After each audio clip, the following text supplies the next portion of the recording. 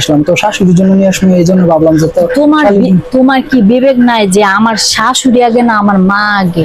এটা তো তোমার বুঝতে হবে। আমি তো মার জন্য আনবো, সমস্যা নেই, তুমি এটা কালকে নিয়ে দিয়ে না না, আমার পক্ষে এটা নেওয়া সম্ভবই না, একদমই না। না, যে জায়গায় আমার শাশুড়ি ননদের না, এই জায়গায় আমার মা বোনের লেগে আমি কিভাবে নিয়ে আছে সেটা তুমি বুঝো না? আচ্ছা সমস্যা নেই, ওদের জন্য আমি নিয়ে আসবো, আমি তো বলছি। তুমি যখন ওদের লেগে নিয়ে আসবা তখন আমি এই প্যাকেট আমার বাপের বাড়ি পাঠাবো, এর আগে আমি এটা পাঠাতে পারবো না। তো তুমি এটা ছুঁড়ে ফেলাই লাগে, এটা কি পছন্দের জিনিস না? আমি বলি না যেটা পছন্দ না, আমি এটা কিভাবে নিব? এখন কিভাবে বুঝাও, আমি কিভাবে নিবে শোনো। এখন আমার কাছে অল্প কিছু টাকা ছিল, বুঝছো? তো অল্প কিছু টাকা ছিল, এটা তুমি নাই আনতা।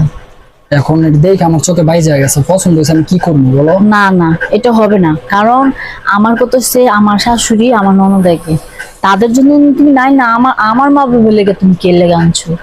না, ওদের জন্য এটা আমার মনে হয়েছে যে এটা আমার শাশুড়ি আমার পড়লে সুন্দর